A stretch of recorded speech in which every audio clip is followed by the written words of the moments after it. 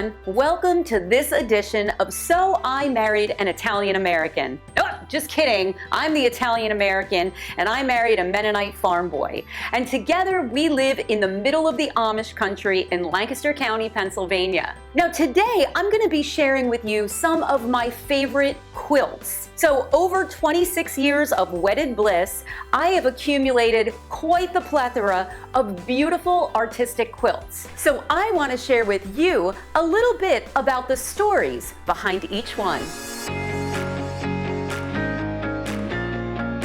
So this first quilt I want to show you is actually the surprise favorite of mine, which is totally weird. I won this quilt by accident at the Hope for Haiti benefit auction sale, which you can learn more about that in another episode. But I accidentally bought this one. I was the highest bidder. I thought someone else had outbid me, and here, lo and behold, I ended up with this beauty. I was not thrilled about it at first, but I have to tell you, when I got it on my 4-poster bed, I was totally pumped. I loved the colors, how it complemented the walls in my room. It's just such a beautiful, vibrant quilt that really has just brought me so much joy over the last few years.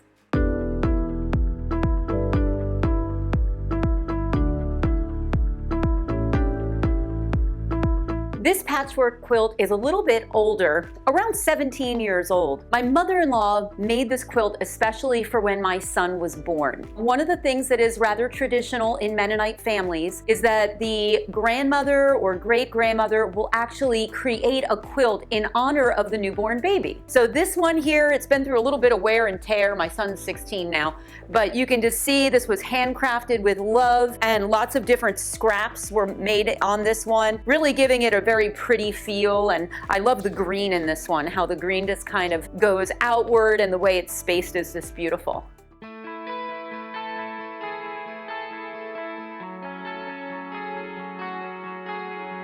So Kiefer's great-grandmother made this quilt for him. Now it's interesting because this quilt was made for him long before he was on the radar. Grandma Hertzog made this quilt knowing or believing Scott would eventually have children. And lo and behold, many years after our marriage, here comes Kiefer. This quilt is extra special because it has all of that generational history and the family history. One thing to note about this quilt that's kind of cool is that there are a lot of interesting scraps on this one. Take, for example, these green little calico prints. They're quite old, actually.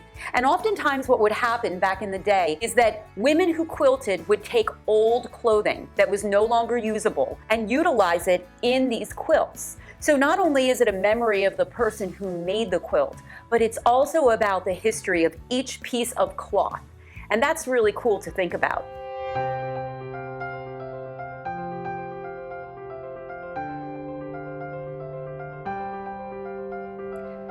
Okay, this quilt.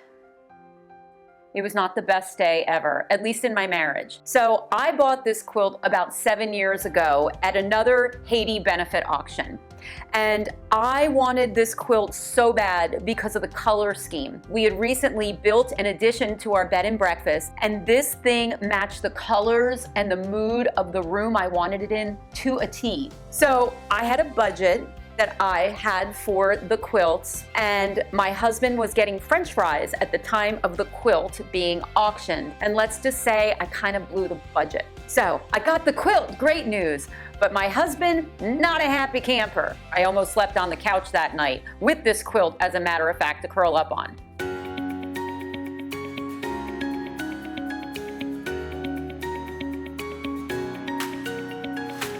I think this might be the most daring quilt I have bought. Another Haiti benefit auction quilt, different year, and I just thought the colors were so cool, and I loved the boldness of it and the brightness of it. And then after I bought it, I got it home and I was like, meh, it's okay. Didn't change my life, but I got new furniture in my bedroom and now it looks really, really cute. And it also looks cute in the bed and breakfast too. Sometimes I swap out different quilts into different bed and breakfast suites just to kind of spice it up. But I think my favorite place for this quilt is actually my bedroom.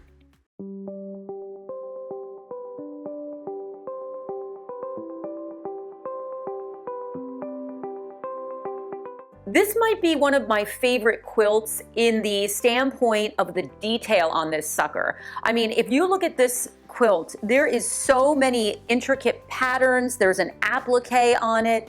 I'm no quilt expert, but this quilt is like wow factor for a quilt enthusiast. This quilt is definitely something that I have been displaying for many years on an antique quilt rack. A quilt rack has a bar at the top and you stick the quilt over it, and it's more for display purposes. It's not ever been used since I've had it. So yeah, I have a lot of appreciation for this quilt, in particular, not only because of the age, but also the intricacy. It's really fascinating to think about these women sitting around a quilting rack 100 years ago. You know, what kinds of things did they talk about? What was important to them? What was going on in our world? One thing about quilts is that they are a ladies' group affair. It's very rare that a woman will work solely on a quilt by herself. The average quilt takes about 25 to 40 hours to quilt. But when you think about all of the women who probably worked a hand in this, especially if it was a wedding quilt, because it does sort of have that more wedding-like quality to it. In today's day and age, while I might get together with my girlfriends to go to a movie or go out to a restaurant or for drinks, these women didn't have those options. They would have been getting together to can or to quilt. Quilting has always been a social activity.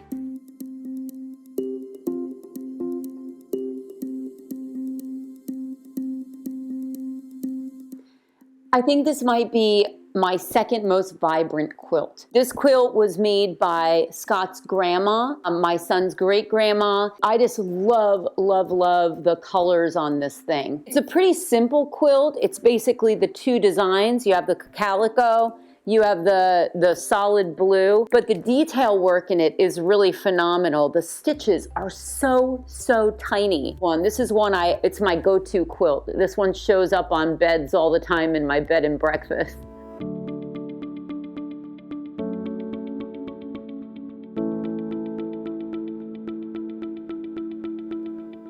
This is called a crazy quilt, and we believe that it is Depression era, sometime between 1920s, 1930s, or maybe even earlier. It is believed that this quilt was made by Scott's great-grandmother or even his great-great-grandmother. Unfortunately, the real creator of this quilt has been lost to time. What we try to do with all of our quilts is we put a little tag on the back of it that says who made it, what year, and the type of quilt that it is. But this one sadly did not have that information on it.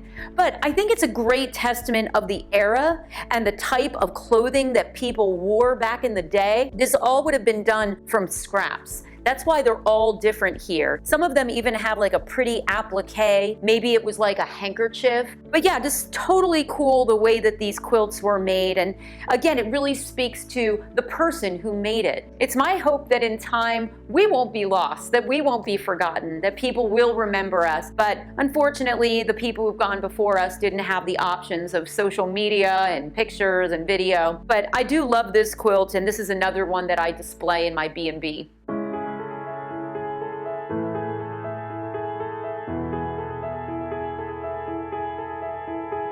So this is a patchwork quilt, and this quilt probably has the most meaning to me when it comes to, ironically, our show. I started this quilt with my mother-in-law 27 years ago, and I'd never quilted before. And we started this quilt for us to kind of have for me and Scott's marriage. Unfortunately, I was not the greatest quilter, and I got a little discouraged and said, you know what, I want to take a break. Well, I never finished it. Literally last year, I was up in my attic and I saw this huge double layered trash bag in the corner. And I opened it up and lo and behold, it's this quilt that is not finished. I started thinking to myself, why didn't I ever finish that thing? Why did I allow myself to get discouraged? What stopped me? What's stopping me now from doing things that are new and different and creative, possibly cultural, because coming from a different cultural background, we just didn't do this. This wasn't a thing. I actually took this to Scott's cousin and she baked an apple pie with me, Elva. I said, Elva, would you finish this patchwork quilt? She said, absolutely. So she actually finished this, but it was kind of stuck in my head like, am I going to allow new things to intimidate me? Am I going to be afraid of not measuring up in new things? I said, this is crazy. I'm going to stop and I'm going to figure out things that I've always been afraid to do. It hasn't just been quilting. It was cooking. It was discovering how to ride a tractor. It's all of these things that in the last year of doing this show that I've tried for the first time. I know I look ridiculous. I know that it looks laughable, but at the same time, I think it develops character for all of us to make sure we don't allow things that intimidate us to take us away from the possible joy of finishing that thing or creating that thing. So this quilt is really a testament to myself that I don't need to be afraid to try what might be not wildly successful, and not to be afraid of how that's going to look to other people. So I am glad that I got this finished. I am glad for the memories that I've had of my mother-in-law and I making this. But at the end of the day, it was a gentle reminder that I'm not dead yet. I still need to push myself out. So Scott drew to my attention that the colors of this quilt represent the Italian flag. Coincidence? What do you think?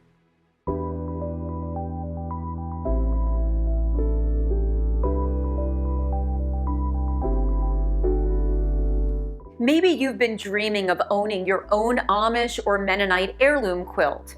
Well, fear not. There are plenty of auctions and places to go online where you can purchase a memory of your own. If you enjoyed this episode, would you smash that like button and hit subscribe? It really helps us out as we're continuing to grow our channel. If you are a quilt connoisseur, you know more than I do about quilts, that's a guarantee. Feel free to comment in the comments section below so that I can learn from you on any of the quilts you've seen in this episode. Hey, thanks so much for joining us for another edition of So I Married a Mennonite.